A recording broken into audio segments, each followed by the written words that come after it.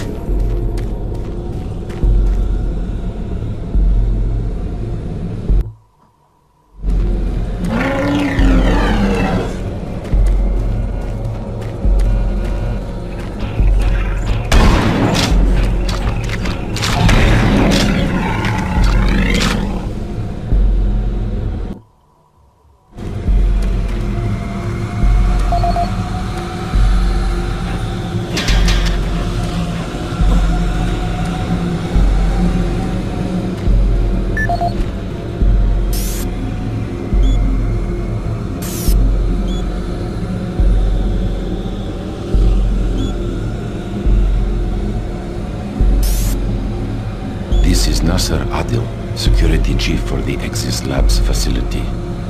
Log entry November 3, 2145. We are seeing an increasing level of random and unexplained violence by Exis staff.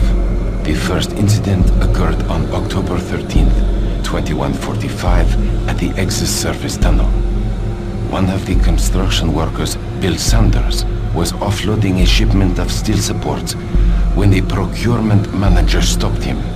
In the heated conversation that followed, Sanders grabbed a nearby pickaxe and lunged at the manager.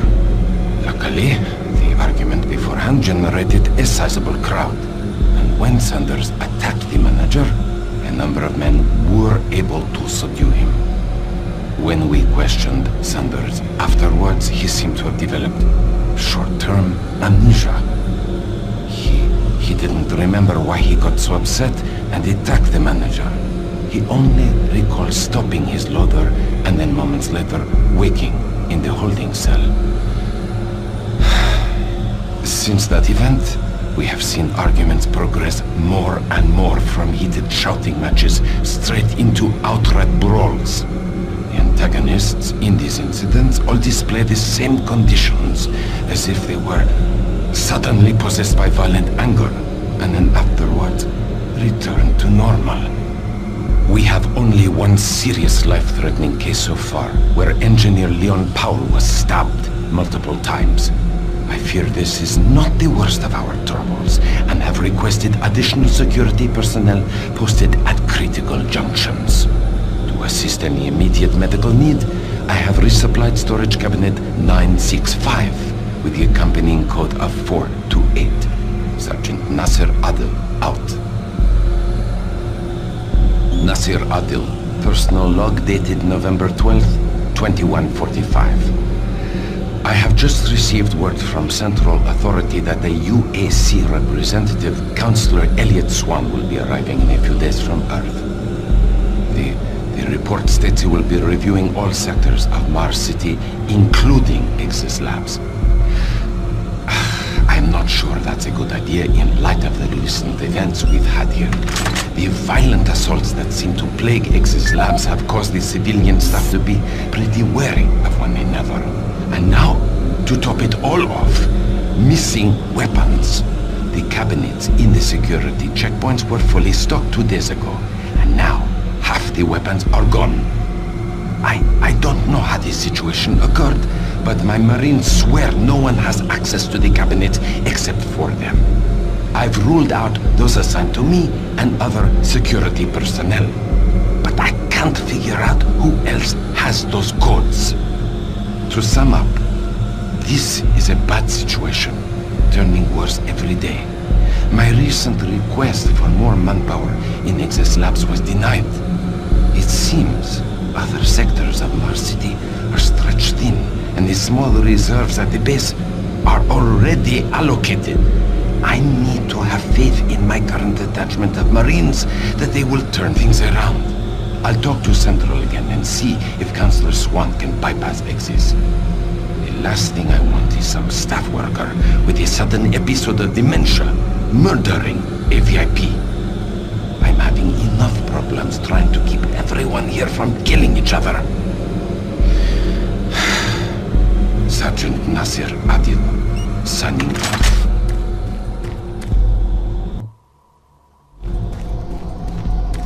Access Labs is engineering future issues.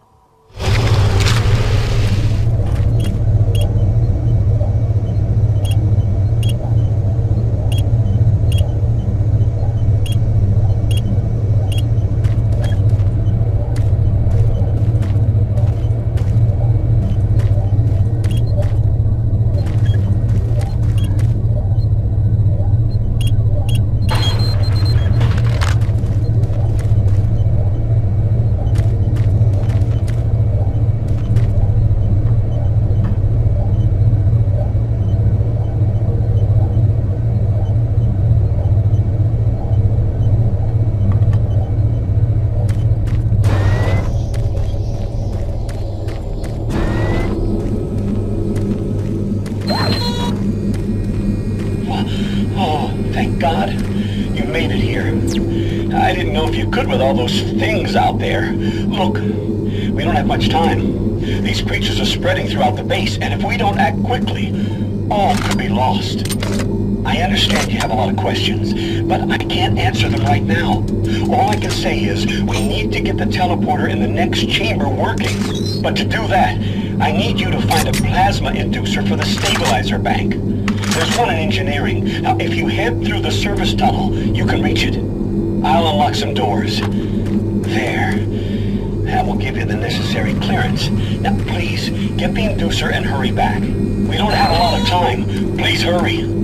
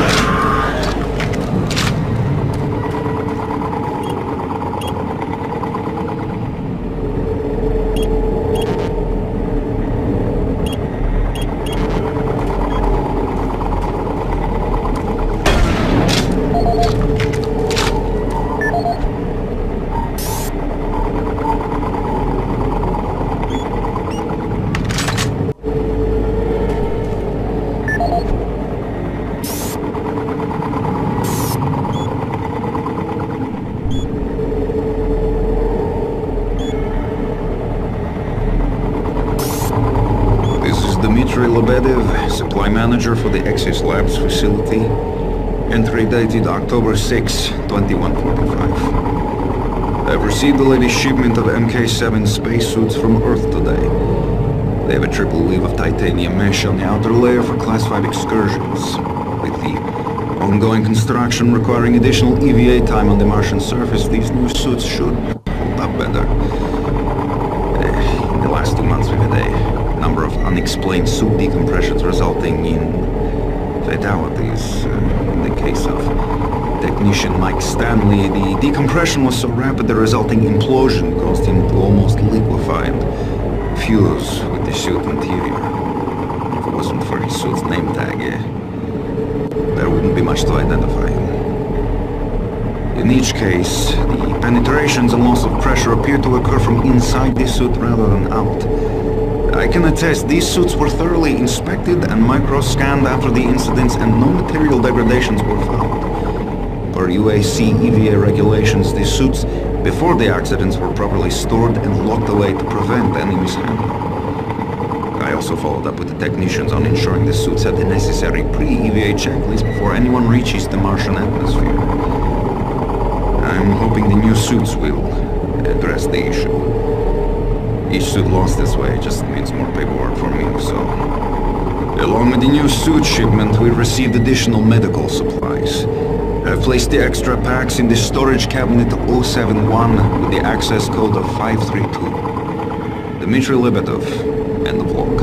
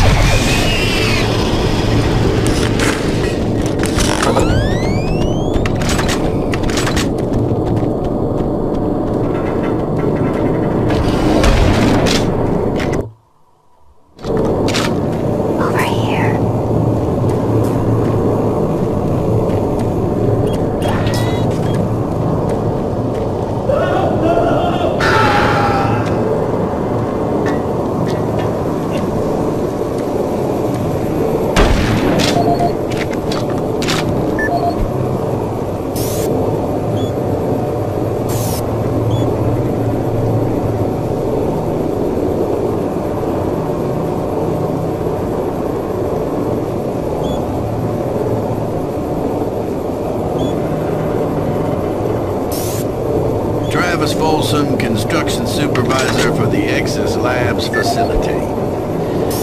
We recently reached substantial completion on the facility's engineering sector and began work on the environmental systems sector early.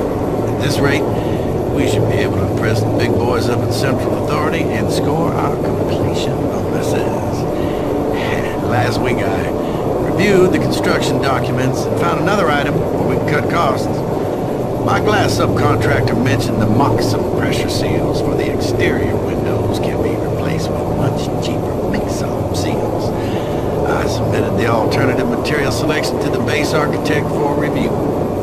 On our Tuesday progress meeting, he argued the mix-on seals aren't up to spec. He complained that those seals are inferior and could cause air leaks or glass blowout. What the hell does he know? Pennsylvania draftsman thinks he's designing a fancy hotel. Hey, guess what? I was building shit before he was born. Anyway, I managed to get the mix-on seals ordered. I bypassed the architect and talked directly to corporate. I shelled in the savings and that sealed the deal. We'll be installing the exterior windows in environmental in a week and he will never know the difference. I'm so convinced the glass and seals will hold up that I'm gonna take a rocket launcher and test it on those windows if need be. That'll show the stupid architect. Folsom out!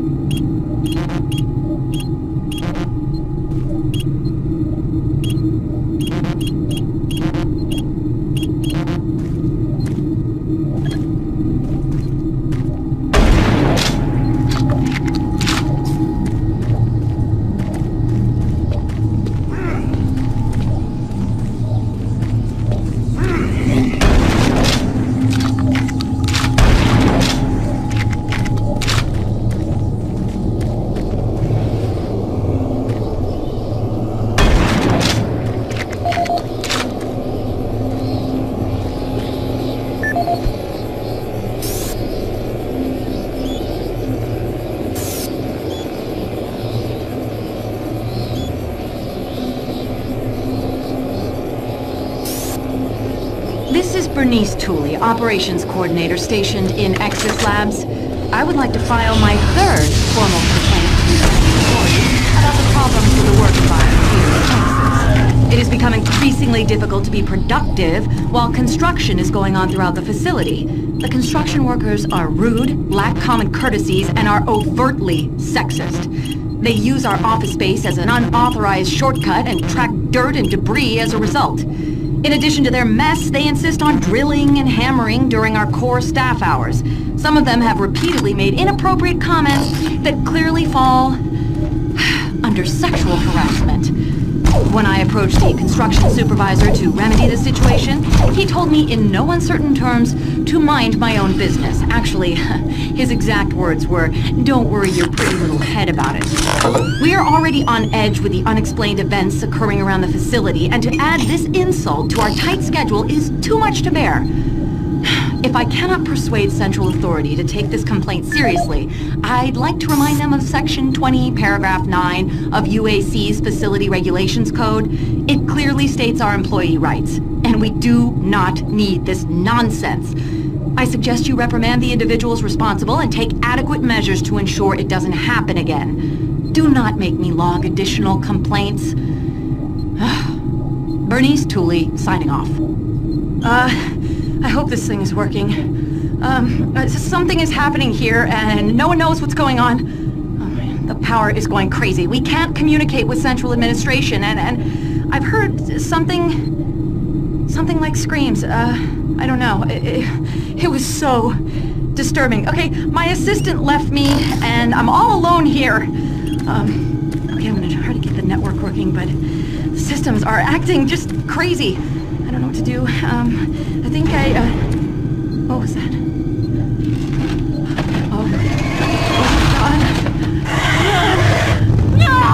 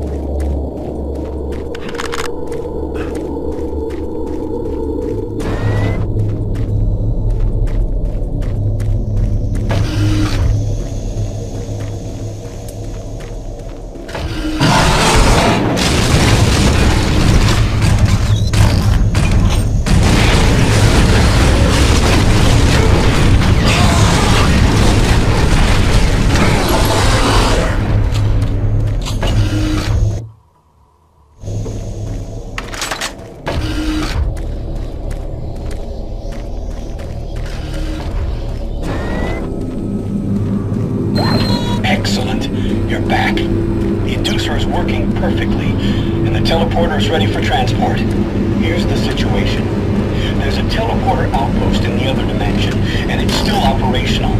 It's very powerful, and it has a range that could lead those demons all the way to Earth. I would disable it myself, but it requires 2 people to do it. One person at the outpost to initiate the teleporter, and another person here to transmit a power surge to destroy it. I know it's a lot to ask, but you'll need to go to the other dimension, find the remote outpost, and initiate the startup sequence. You're our only hope of defeating this evil. I've got the teleporter ready to go. All you need to do is go into the chamber and initiate the sequence. I'll handle the rest from here. But before you go, I want to give you my personal account of what happened here. It explains everything. The advanced teleporter, how the madness started, everything. It's over there on the console. Please take it. The world needs to know the truth. And good luck. My name is Dr. Richard Myers. I'm a research specialist stationed at Nexus Labs. I don't know who'll be hearing this, but I wanted to alert someone of the disaster at Mars City. What has been unleashed across this base is an unimaginable evil. We only have a slight chance of stopping it. The research I participated in was the next step in teleportation. To give context to my research, back in 2115, UAC researchers discovered an ancient Martian civilization. At the Urbis dig site, they found a Martian teleportation device. It was non-functional, and all attempts to start it proved fruitless. It took many years, but the researchers managed to learn enough of the device and other wall carvings to reverse engineer it. The first prototype teleporter, codenamed Project Mercury, was built in Delta Labs and became operational in 2139. This teleporter was only capable of short distance travel and limited quantities of matter transference. It could only teleport a single test subject, small animals and chimps usually, across a room. Once testing intensified and technical data increased, we were able to fabricate more powerful teleporters. In Delta Labs Sector 3, Project Gemini managed to increase teleportation across greater distances. In addition to the increased range, we found we could begin transporting human-sized subjects. It was during this stage we began to see the effects of opening up these portals to that strange dimension. Our scientific curiosity overruled the obvious warnings, and under Dr. Malcolm Petruger's direction, we continued experimenting. On Project Apollo, the engineers developed a room-sized teleporter in Delta Lab Sector 4. It was capable of teleporting a small-sized team to destinations on this new dimensional plane. The expedition teams began exploring and setting up small research outposts. We could only teleport small equipment with the Delta 4 teleporter, and this condition frustrated Dr. Petruger. Soon after the success of Project Apollo, plans were drawn and work executed on a new facility, Exus Labs. At Exus Labs, the goal was to create a large teleporter, similar in scale to the one at Urbis. It would be powerful enough to transport large equipment, even dropships, and eventually shorten interstellar travel. Petruger was so impatient on seeing results from this research, he had the engineers start work on the teleporter once the facility reached 75% completion.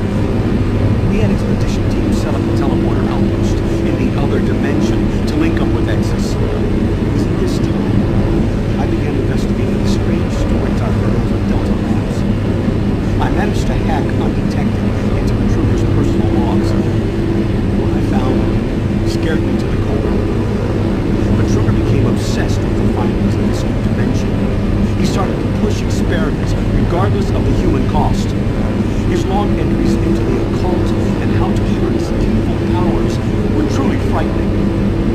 More recent logs detail how demons, yes, demons, contacted him through his dreams, offering him unimaginable powers. But they demanded he find a way to help them reclaim Earth. Then I realized this other dimension was hell itself. By the time I realized his plan, Petruger had started the invasion. Since the Exus teleporter hadn't reached sufficient functionality, I assumed Petruger decided to launch the demon invasion on Mars without it. However, the Hell Outpost teleporter is operationally ready, and it's only a matter of time before Petruger decides to use it. I'm going to try to reach Chief Engineer Rhodes in the Infra facility to divert enough power to Exis, and with a little luck, create a big enough power surge to destroy it from here. Pray God, my part moment, so they will get things right. Save my soul. Richard Myers, signing off. Decontamination process started.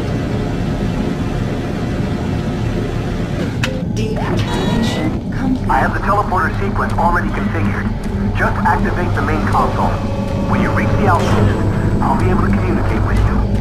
Good luck.